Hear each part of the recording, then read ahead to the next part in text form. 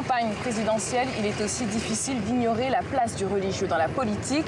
À 2 jours du scrutin, les associations islamiques s'activent et à chacun sa chapelle. Avant d'entendre l'analyse de M. Gakou, islamologue, regardez ce reportage de Kaoru Magassa.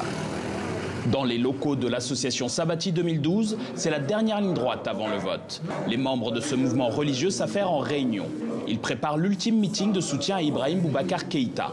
En 2013, leur engagement a été décisif. Mais du fait de dissensions au sein de l'organisation, la stratégie a changé. Notre objectif, ce n'est pas de susciter l'avènement d'un État théocratique.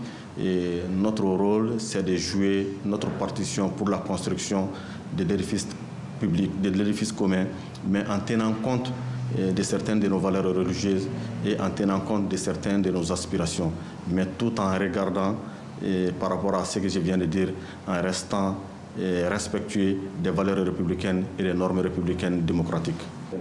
Même objectif dans l'autre camp.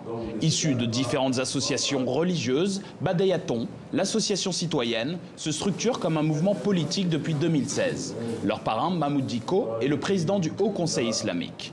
En vue de l'élection, l'organisation a établi un projet de société réaffirmant le respect des valeurs religieuses. Le mouvement politique Badayaton est autonome. Donc on a fait un programme minimum et on a soumis ça aux différents candidats.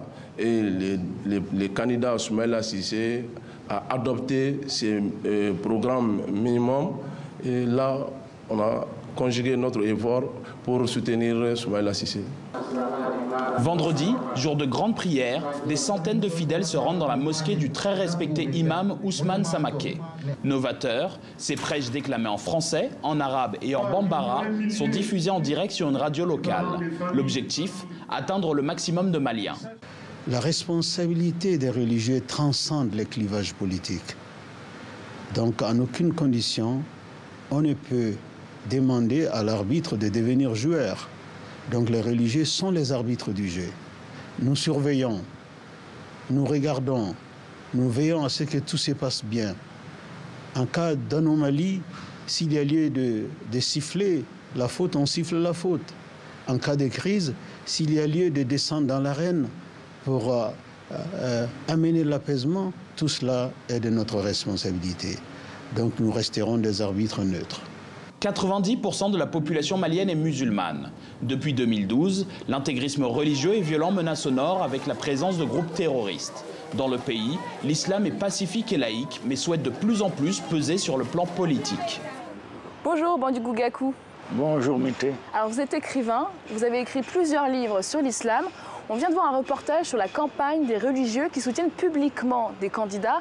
Est-ce que ça peut faire basculer une élection, ces soutiens religieux? Pas du tout. Pour une première raison, c'est que tous les candidats sont des musulmans, à une exception près. Et les 90% des électeurs également sont des musulmans.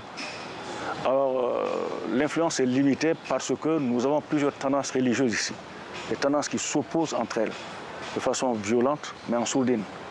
Le soutien d'un religieux à un candidat suffit pour déclencher l'animosité des autres tendances.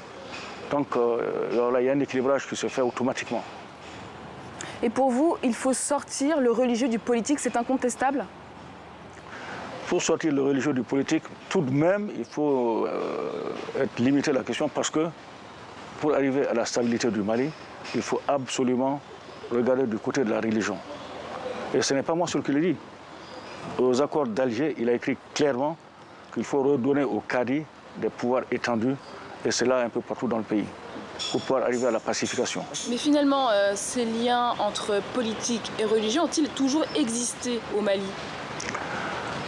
Bon, ils ont existé dans une certaine mesure, parce que d'abord, avant l'indépendance du Mali, le shérif de Nioro luttait contre la présence française au nom de la religion. Bon, il y avait également une bonne raison de le faire parce que Tombouctou était un bastion religieux où la loi de 1905 sur la laïcité n'a jamais pu être appliquée. L'administrateur colonial s'est appuyé sur le Cadi à Tombouctou pour renforcer son pouvoir.